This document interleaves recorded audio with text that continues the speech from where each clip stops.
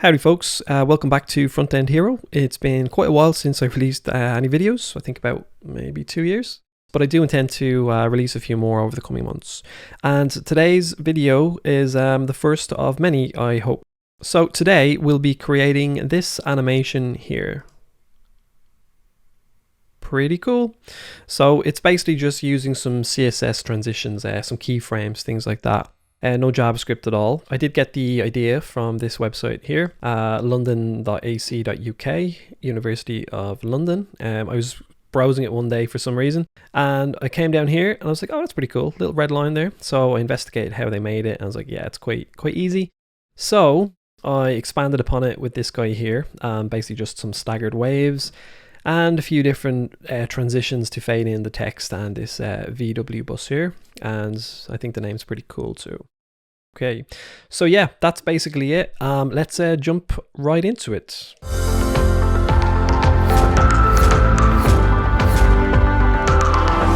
Okay, so the first thing we need to do is get some imagery, some waves. You can do this in many graphics editing programs, Adobe Illustrator, etc.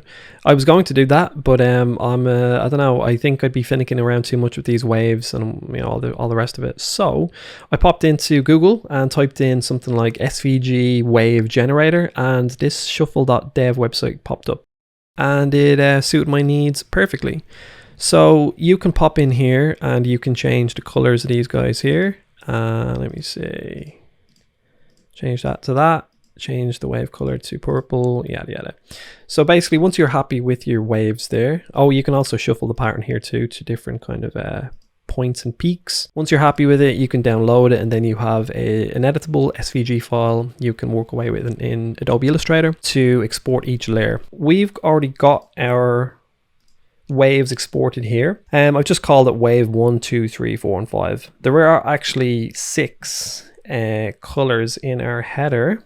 So there are 6 here, but the background is going to be basically just a color. And then just pop in these waves as divs. And we're going to go down here. And we're going to basically just create a little wrapper for the hero header here. I'm going to call this hero area. Okay, so now we have 5 wave divs, each with a generic wave class and then numbered 1 to 5. We just need to pop into our CSS file, and there we'll reset the browser's padding and margin, add a box sizing of border box rule, and add a wrapper in. Also, please note you do not have to create these styles for the header and logo, they're just for myself. So the first thing we're going to do is create the hero area ID. Give it a height of 500 or so pixels, and then make it a relative position. So we can absolute position any elements inside it there.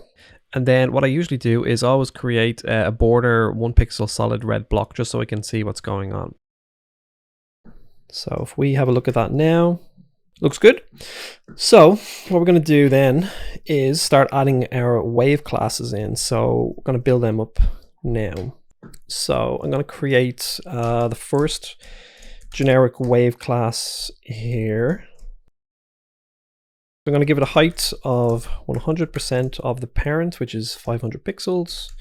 Width is 100% of the browser window. I'm going to give it a position of absolute. Move that in there. Okay. So yeah, it can be positioned absolutely within the hero area here. And then I think that's it for the moment. So now I'm going to add in each individual wave. Okay, going to give it a background image of, find a URL. I already know the images are just here. So what I'm going to do is just type in images. I think that's the first one there. So fet wave 1 is pulling in this image now, and I'm going to save that. I'm just going to refresh the page just to see what it looks like at the moment. Yeah, fine. Looks pretty dodgy, but we'll edit it a bit later. So pop back into our editor. As we want the background image to cover the entire width of the browser window here. I'm going to create, because this wave is being used here as a generic class, instead of popping this rule into each individual, fet wave 1, fet wave 2 classes, we're just going to add in this background size rule here. So if we go to background size and give it a cover. So if we refresh now, yeah, that should look a lot better. So this is the first wave here. So this should be 22, 24 pixels in height. So we're going to condense it a little bit. And we're going to say this is going to be something like 24% height of the hero area.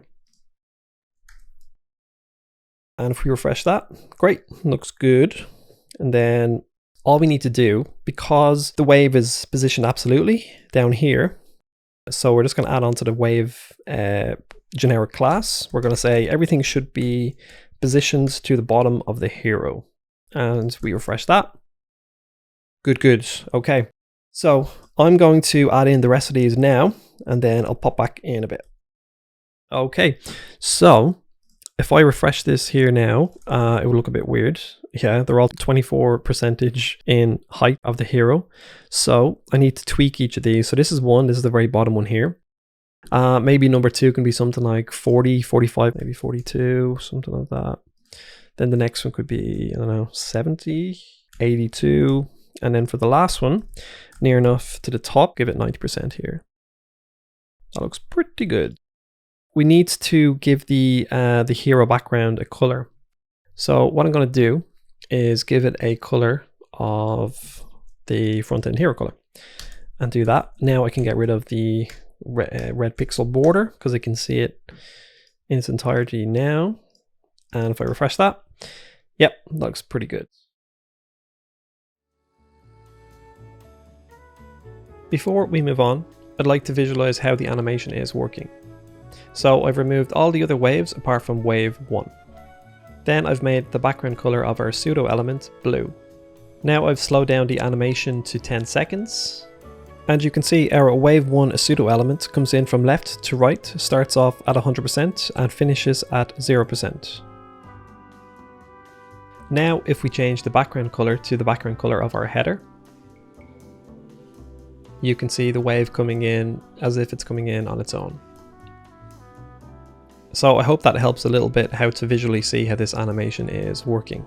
Let's pop back into our CSS file. Okay, so what I'm doing here is creating a new pseudo element for each wave element, 1, 2, 3, 4, 5, and making it a box the width and height of each wave div. And then I'm going to give it a background color of our hero header, essentially making it hidden. If we give the browser a quick refresh, we can see that each pseudo element in each div is now hidden to the background color of our hero. Now I just need to create the CSS keyframe animation. I'm going to call this one wave width. I'll start at 0%, finishes at 100%, and in between I'm going to animate it from left to right, from 100% to 0%. So we have our CSS keyframe animation created. Now we just need to make it come to life and link it up. So I'm going to pop back into our wave pseudo element after and create an animation name, call it wave width, give it a timing function of ease in, ease out, animation fill mode forwards because we want the last frame of the animation to stay in effect, so it won't go back to the beginning, and then give it a duration of 500 milliseconds. Let's see what that looks like now. And slow down. So we've got our animation running nicely, but all the waves are running at the same time. Now we just need to stagger each individual wave by a few milliseconds. I'll do this by creating new pseudo elements for each wave, 1, 2, 3, 4, and 5, and stagger them by a few milliseconds each. Yeah, that looks so much better now. Let's add some content to our header next. So inside of our hero area, I'm going to add in our content surrounded by our wrapper. So we've got our hero content block, and then we've got our hero image. And inside our hero content area, we've got a heading 2, paragraph, and a link. So now if we save that, and now we just need to style it. So I've created the hero content area. I've absolutely positioned it. given it a width of 55% of the parent wrapper, and vertically aligned it with the transform and top rules. Same CSS declarations as above, but I've just tweaked the size to be 40 pixels for the image area. Give it a quick refresh again, and that looks good. Everything is center aligned exactly the way we want it. Now we just need to style everything inside the hero content area. I won't go into too much detail here, but we're essentially creating a wildcard to color everything white inside our hero content area, tweaking styles for the heading, paragraph, and button, just to make things a little bit more nice on the front end. And let's see how that looks now. Yeah, big improvements. So now we just need to move on to the final part, and that's just animating this content area and image. So last piece of the puzzle for the animation areas, we're going to create a hero content keyframes and a hero image keyframes. Both kind of similar, but the first one, hero content, is going to transform slightly up from the bottom by 10 pixels. The hero image will just slowly fade in. I'm going to hook up the hero content keyframes first to all of the text items inside of our hero content area. I'm bringing the opacity down to 0 because when the page is reloaded, I want the text to be hidden and then fade in. The duration on these text items are a lot faster than our waves, 300 milliseconds for each, and there's an animation delay of 1200 milliseconds. And that looks good. We just need to stagger the text items now. For each of our text items, we're just going to add an animation delay.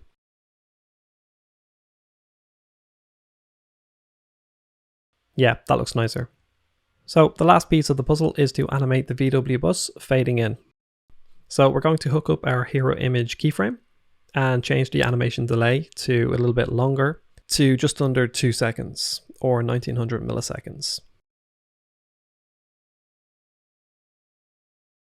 And that's looking pretty nifty to me. Hopefully you guys agree. Well, that's all from me for the moment. If you have any questions, please let me know in the comments, or if you have any tutorial ideas, also please let me know down below. Thanks so much for watching if you made it this far, and I'll catch you in the next video.